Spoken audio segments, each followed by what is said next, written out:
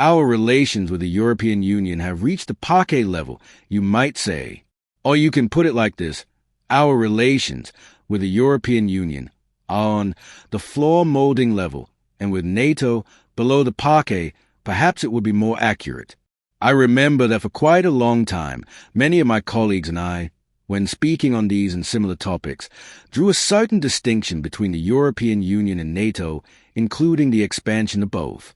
Of course, we have always interpreted NATO expansion as a hostile act, as an attempt to find an answer to the security challenges of the mid-21st century. Or rather, to find an answer to the security challenges of the 21st century with the means of the mid-20th century, which, incidentally, were invented for a completely different purpose. Then it turned out, however, that their purpose did not change. I would say that the European Union has deteriorated considerably over this time. Moreover, it has changed its essence in many aspects, turning from, first of all, an economic bloc with certain political functions into some kind of military-political NATO appendage, as I think it would not be an exaggeration to say. Naturally, we record both the disagreements and the cracks that arise in this and that bloc, but I would urge you not to overestimate this, but not to ignore it either. The feelings of U.S. President Donald Trump are understandable.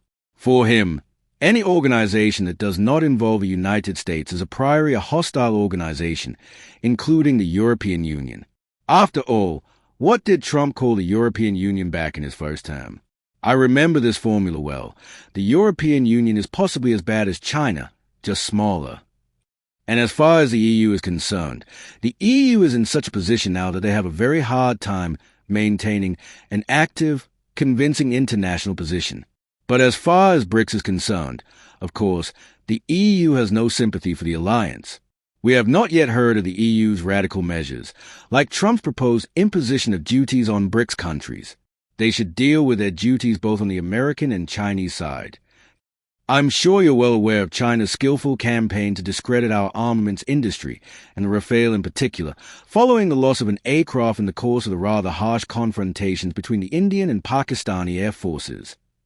So China also knows who is challenging freedom of movement in the South China Sea, and who is acting directly to influence modes of governance in this part of the world.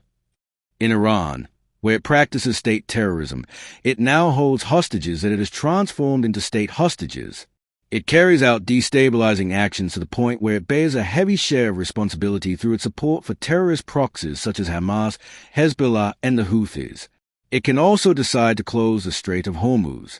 Finally, I believe that there is now a real temptation to relaunch the military nuclear program, but this time without any oversight.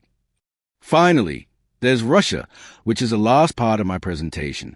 Another great competitor has openly named France as its main adversary in Europe. That's what I wrote. That's what Russia said. First of all, Russia is a real military power, both conventional and nuclear, and that's something we take for granted. In fact, Russia is built on its system of strength and still devotes enormous, colossal efforts to it today, which are hard to imagine. When it comes to a complete army model, in fact, Russia is a model of complete army, but to the end of the stakes. And in the Russian army today, I can't think of a single capability that's lacking. From electronic warfare jamming capabilities to solar defense systems, artillery systems, and fire in depth, with a layering of conventional force systems highly trained in informational warfare. Getting all this into play, and doing it effectively, is probably another matter. But overall, on paper, the Russian army has everything it needs.